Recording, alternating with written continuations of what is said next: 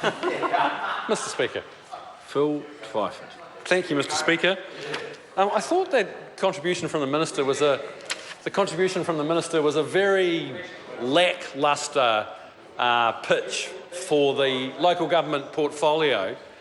But, you know, local government's a great portfolio, and I can understand why Sam Lotiinga would like to have a crack at it, because with Alfred Ngaro sniffing around the corrections portfolio after the Minister's rather underwhelming performance in the corrections portfolio, I can understand why Sam Lotiinga would look around and see what else might be available. But on the performance of that Minister in this debate, I don't think he's got much of a shot of picking up local government off Paula Bennett. Mr. Speaker. Order. Thank you. Mr. Speaker, the theme of my contribution tonight is a message to the members on the national benches. What took you so long? After 7 years in government, 2 years brutally and undemocratically imposing the Auckland super city on a very reluctant and unwilling Auckland community, and then the last 5 long years fighting and quibbling and bullying Auckland Council and being a block on the progress and prosperity of our country's biggest city. Finally, we see the national government bring a bill to this House that shows that they're cooperating with Auckland, that they're actually doing with this bill what Auckland has been asking for. And it's the first sign of any kind of real cooperation that we've seen in these 5 long years. And I want to talk about that period a little bit in this first reading contribution, Mr. Speaker. For the folks at home wondering what a unitary plan is, I think it's worth just touching on a little bit of the recent history.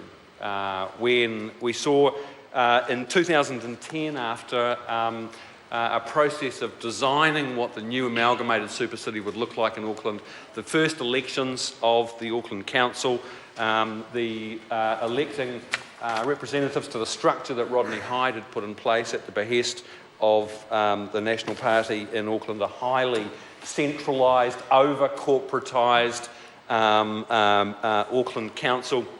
We then saw the council acting on the vision that the Royal Commission on Governance had set out for it, to develop the Auckland Plan. And as my colleague Phil Goff said, the intention of pulling together all the threads in an integrated, unified plan that would set out the vision for the city. The 2013, the second elections, and then the development of the draft unitary plan to replace 13 different district and regional plans, and to give effect to that vision of one unified spatial plan for the city. And it's bigger than Ben-Hur, as I think anyone who's looked at it will know. It's a huge undertaking.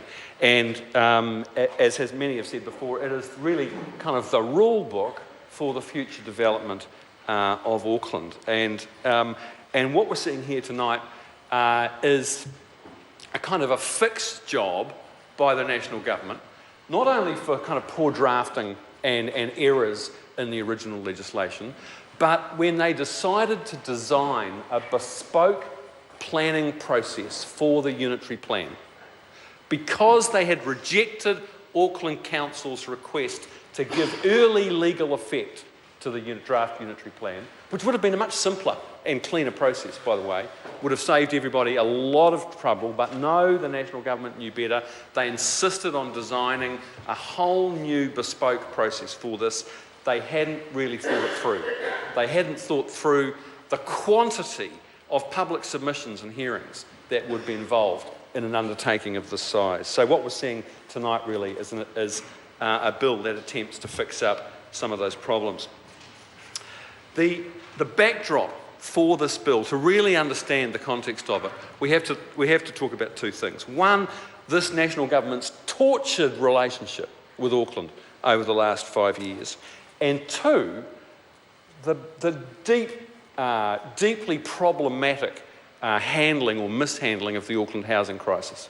Because as the Minister Nick Smith has said, his main motivation for pushing through this bill is to ensure that the draft unitary plan completes its process before the Housing Accord and Special Housing Areas legislation, aptly named as the HASH legislation, expires later next year. So those two things, the endless fighting and quibbling that's been going on between this government and Auckland over the last 5 years and the housing crisis. It started in the 2010 election when, from the point of view of the national government, the wrong guy won the mayoral election. And having spent the 2 years prior trying to design a super city structure, having spent 2 years trying to design a super city structure that would allow the national government and their cronies to dispose of the assets and run Auckland as their personal fiefdom, Len Brown, the wrong guy from their point of view, won the election, and that's why they haven't been able to get over themselves ever since, because it's been 5 years where their culture of entitlement and born-to-rule attitudes have been held in check by the fact that someone else has been running Auckland, and they've been bitter and twisted about it ever since. We saw, in contrast to this bill, Mr. Speaker, which is cooperative, it's about moving Auckland forward, it's about making decisions. We saw for years, Stephen Joyce and Jerry Brownlee pouring scorn on Auckland's #1 transport project, the City Rail Link. I can't even repeat the words that in this house that Stephen Joyce routinely used when describing the City Rail Link to business audiences in Auckland. Nick Smith rampaged around Auckland like a sort of a rogue bull elephant, blaming Auckland Council for, let me remember what the quote was, for killing the dreams of Aucklanders. That was what Nick Smith said. And that was kind of the beginning of a whole pattern of several years of this national government blaming and scapegoating Auckland Council for the housing crisis.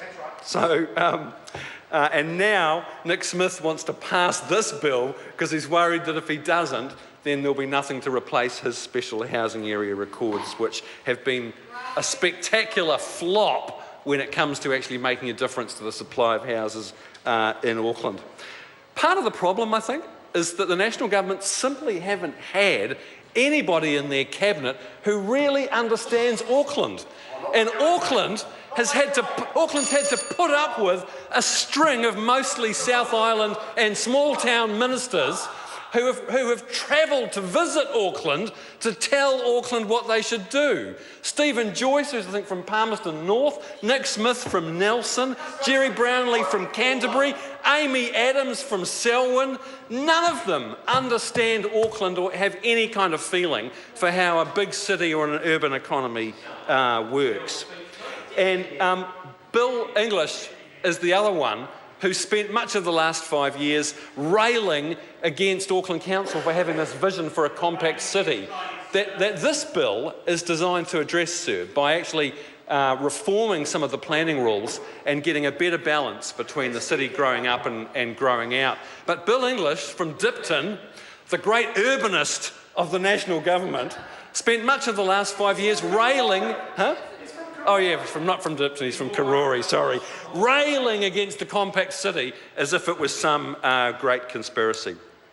But what we have seen is that over this 5 years, the national government has been dragged kicking and screaming towards this moment.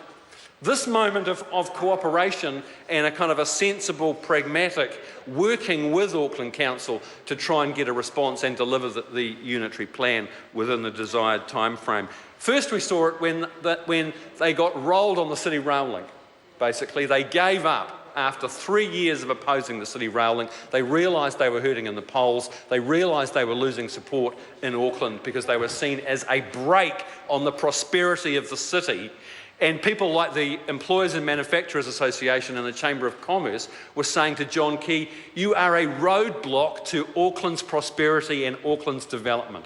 And that's what finally shifted them. So it's not a good look for this government. They've been dragged kicking and screaming to this moment. At least this bill is a good pragmatic response to the unitary plan, and that's why Labour is supporting it, sir. I thank the member for